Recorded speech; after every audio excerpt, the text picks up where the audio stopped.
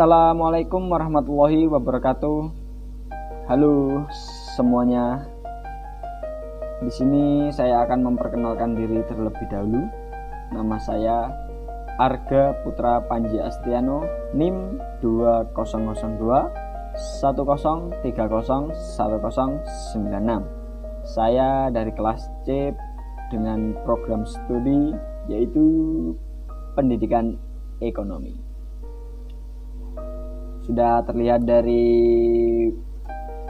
basic atau background saya dari pendidikan ekonomi. Saya di sini akan memaparkan materi yang sesuai dengan video yang akan saya tayangkan di sini. Saya akan memberikan sebuah materi yaitu struktur pasar. Untuk lebih jelasnya nanti akan saya jelaskan di video habis ini. Di sini kita perkenalan lah, biar enjoy dulu, biar nggak kaku gitu. Kita di sini asik-asik aja, santai-santai aja, biar saat menikmati materi kita semua nyaman, tidak ada kendala. Ya, bismillahirrahmanirrahim, langsung saja ke materi. Halo guys, langsung kembali dengan saya di materi struktur pasar. Di struktur pasar ini kita bisa belajar lah apa saja sih struktur pasar itu. Langsung saja kita ke materi, oke? Struktur pasar memiliki pengertian atau penggolongan produsen kepada beberapa bentuk pasar berdasarkan pada ciri-ciri seperti jenis produk yang dihasilkan, banyaknya perusahaan dalam industri, mudah tidak keluar atau masuk ke dalam industri, dan peranan iklan dalam kegiatan industri. Pergolongan produsen, ya sesuai lah, namanya juga pasar, pasti banyak produsen juga konsumen gitu ya. Nanti kita lihat peranan iklan dalam kegiatan industri, ya pasti ada periklanan lah dalam industri tersebut. Kita pindah ke analisa ekonomi, membedakan struktur pasar menjadi 4 jenis, yaitu pasar persaingan sempurna, pasar monopoli, persaingan monopolistis, dan pasar oligopoli. Pasar persaingan sempurna. Pasar persaingan sempurna, kita lihat saja langsung dari materi yang atas. Persaingan sempurna merupakan struktur pasar yang paling ideal karena dianggap sistem pasar ini adalah struktur yang akan menjamin terwujudnya kegiatan memproduksi barang atau jasa yang tinggi atau optimal atau efisiensinya sangat sempurna. Begitu di pengertian pasar persaingan sempurna itu. Terus selanjutnya yang materi di bawahnya yaitu perekonomian merupakan pasar persaingan sempurna, akan tetapi dalam praktiknya tidaklah mudah untuk menentukan jenis industri yang struktur organisasinya digolongkan kepada persaingan sempurna yang murni, yaitu yang ciri-cirinya sempurna bersaing murni. Yang ada adalah mendeteksi ciri-cirinya yaitu struktur pasar dari berbagai kegiatan di sektor pertanian. Namun demikian, walaupun pasar persaingan sempurna yang murni tidak wujud di dalam praktek, pasar persaingan sempurna dapat didefinisikan sebagai struktur pasar atau industri di mana terdapat banyak penjual dan pembeli, dan setiap penjual ataupun pembeli tidak dapat mempengaruhi keadaan pasar. Jadi pembeli itu tidak bisa mengubah-ubah apa yang di pasar. Mungkin bahasa Jawanya nyang-nyangan, itu di pasar ini tidak bisa. Yaitu, dan setiap penjual atau pembeli tidak dapat mempengaruhi keadaan di pasar. Ya memang tidak bisa mempengaruhinya sih memang. Langsung pasar monopoli.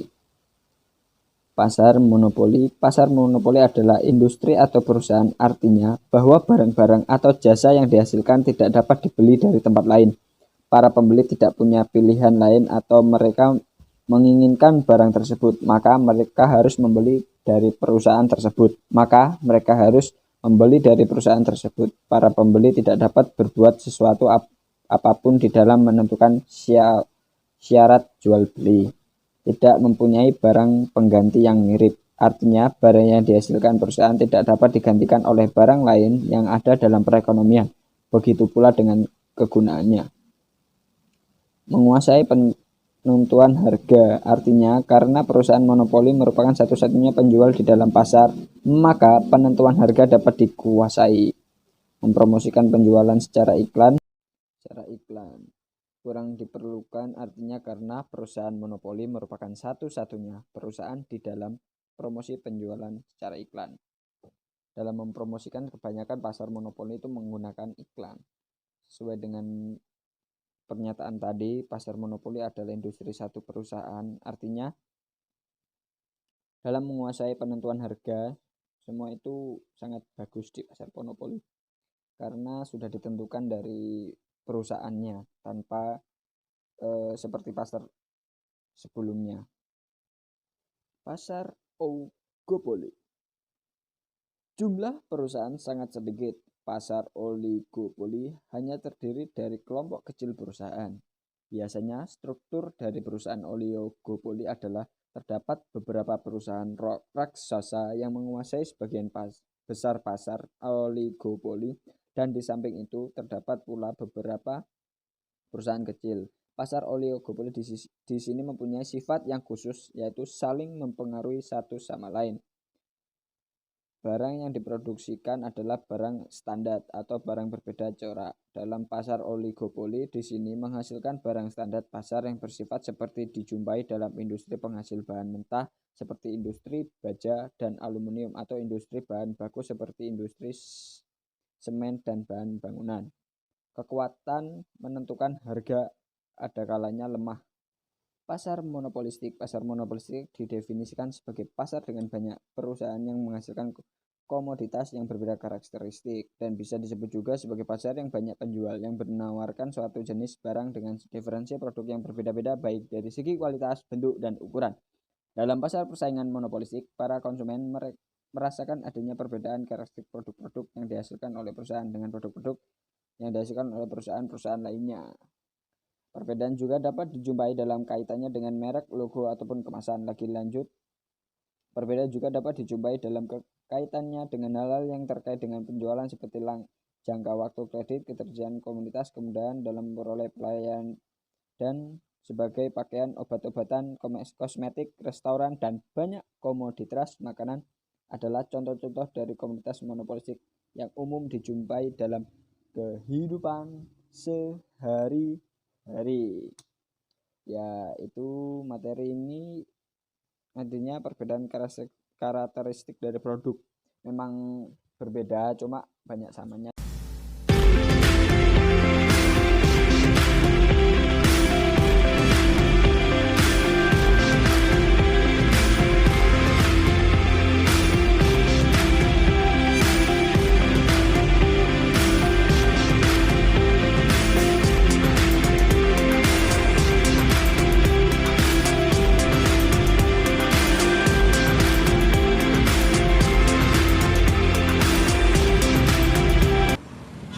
Halo guys, ini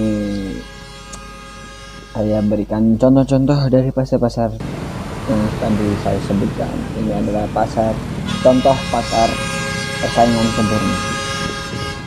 Ini dilihat persaingan sempurna itu pasar ini ada penjual dan ada pembeli. Ini salah satunya ada di Belawan, kereta api, pasar di samping rel kereta api. Ini termasuk pasar yang sangat unik di Indonesia karena berdekatan dengan rel kereta api.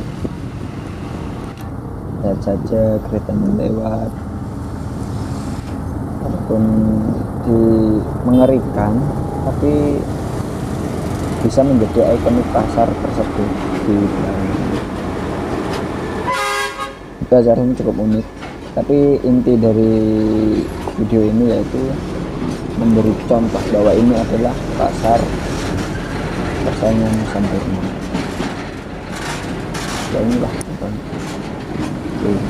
buah-buahannya, sayuran di tengah di luar kereta.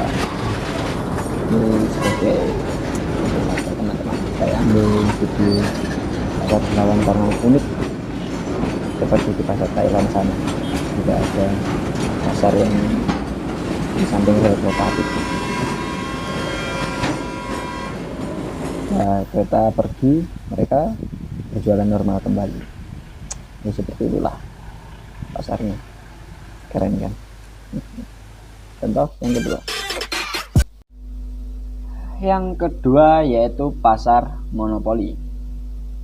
Terdapat banyak sekali contoh pasar monopoli yang ada di berbagai negara termasuk di Indonesia. Beberapa contoh perusahaan monopoli di Indonesia ya yang pasti pernah Anda gunakan atau pasti Anda gunakan. Contohnya seperti Pertamina. Pertamina merupakan perusahaan yang memberi layanan bahan bakar. Anda semua pasti mempunyai kendaraan kan di rumah? Tidak mungkin tidak. Pasti kebanyakan semuanya menggunakan kendaraan bermotor. Dan kendaraan bermotor diwajibkan menggunakan bahan bakar. Maka dari itu perusahaan Pertamina itulah yang menyediakan bahan bakar yang jenengan gunakan saat ini. Bahan bakar terdapat Pertalite, Premium, Pertamax, Biosolar, Tadek, Pertamax Turbo, banyak sekali macam-macam bahan bakar yang dijual oleh Pertamina. Yang kedua perusahaan KAI ya, atau biasa disebut Kereta Api Indonesia. Apabila kita bepergian ke luar kota, biasanya kita kan malas lah berkendara sendiri, capek. Lebih baik mengeluarkan uang sedikit demi nyaman aman menggunakan kereta api. KAI memberi layanan kereta api antar kota, terutama di Pulau Jawa dan di Pulau Sumatera. Insya Allah tahun depan nggak tahu kapan akan dibangun kereta api di pulau-pulau Indonesia, seluruh Indonesia. Yang jelas KAI memberi layanan yaitu kereta api, jadi untuk bepergian keluar kota lebih aman, nyaman, dan cepat. Untuk yang selanjutnya yaitu PLN, perusahaan PLN. Saat ini kita pasti menikmati, bukan saat ini, mulai dulu dan sampai nanti kita akan menikmati layanan yang diberikan PLN, karena PLN memberi layanan yaitu listrik. Kita sebagai manusia yang hidup di bumi pasti tidak akan jauh dengan listrik, karena listrik merupakan sumber dari, termasuk menjadi sumber kehidupan bagi umat manusia modern saat ini, karena listrik itu sangat penting. Semua teknologi yang ada di bumi ini semua menggunakan energi listrik. Contohnya HP, laptop, TV, semualah barang elektronik semua harus menggunakan listrik. Maka dari itu pasti kita akan merasakan terus yang namanya listrik. Dan selanjutnya yaitu Telkom. Pasti teman-teman semua tahulah Telkom itu memberi layanan apa, yaitu pesawat telepon. Telepon merupakan perusahaan yang ada di Indonesia yang memberi layanan sebuah pesawat telepon atau sinyal Telkom. Contohnya itu milik Telkom, yaitu Telkomsel. Itu dia menjual sebuah SIM card atau kartu yang diucapkan, bahasa gaulnya diucapkan, namun lebih sopan lagi dipasang di handphone teman-teman semua agar mendapatkan pelayanan pesawat telepon yang lebih nikmat, enak, cepat, sempurna lah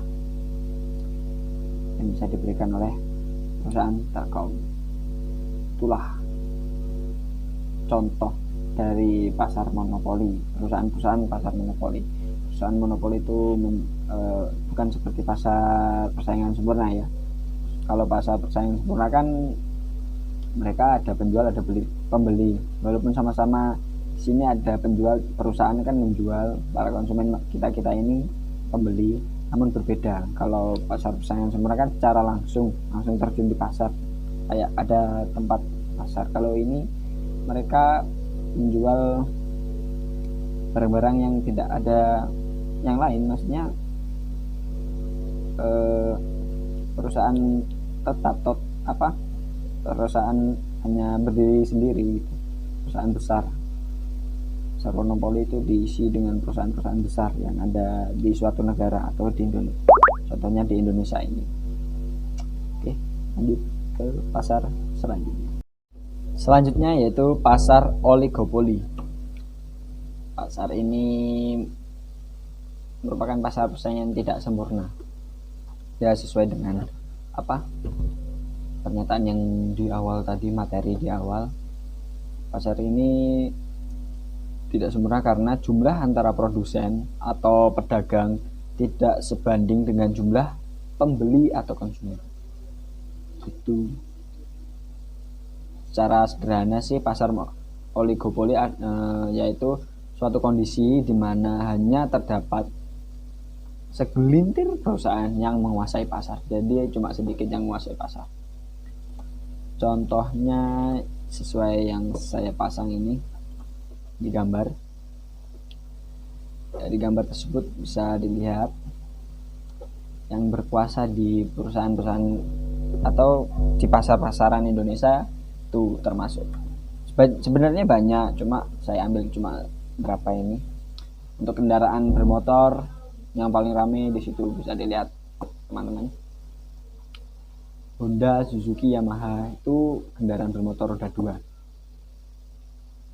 Untuk rokok yang paling terkenal yaitu Gudang Garam, Jarum, dan satunya itu untuk dari penerbangan yang paling terkenal yaitu Garuda Indonesia, Lion Group, Sriwijaya Air, banyak sekali yang macam-macamnya.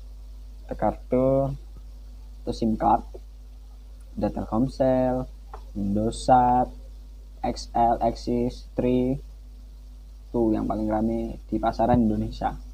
Ini hanya contoh-contohnya, sedikit-sedikit contoh lah intinya dari pasar oligopoli.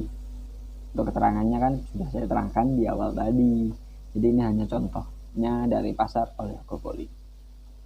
Lanjut, next. Untuk materi pasar yang terakhir yaitu pasar monopolistik. Pasar monopolistik banyak kita temui dari kehidupan sehari-hari. Contoh dari pasar monopolistik ya sampo, sabun, televisi, sepatu, air mineral, dan lain sebagainya. Yang saya contohkan ini, gambar yang saya berikan ini, contoh, salah satu contoh, dua contoh. Yang pertama air mineral. Pada pasar air mineral ini contohnya yang banyak itu Aqua, Fit, Le Mineral, Prima, Al-Amin, banyak sekali. Inti dari monopolistik itu yaitu pasar yang menjual produk yang sama, cuma beda kemasan. Jadi ini yang dijual air mineral, namun kemasannya banyak sekali. Ada itu dari Aqua, desainnya kayak gini, Le Mineral kayak gini gitu. Makanan bisa dilihat sendiri itu ada McD, ada KFC, banyak sekali ya, sama sih. Yang dijual juga makanan, dia menyediakan sebuah makanan, tempat makan. Kalau ini yaitu minuman. Oke, terima kasih untuk teman-teman semua yang telah nonton video ini. Terima kasih atas partisipasinya. Mohon jangan lupa di subscribe, komen, like, share, semualah. Terima kasih. Assalamualaikum warahmatullahi wabarakatuh. Sampai jumpa di materi selanjutnya.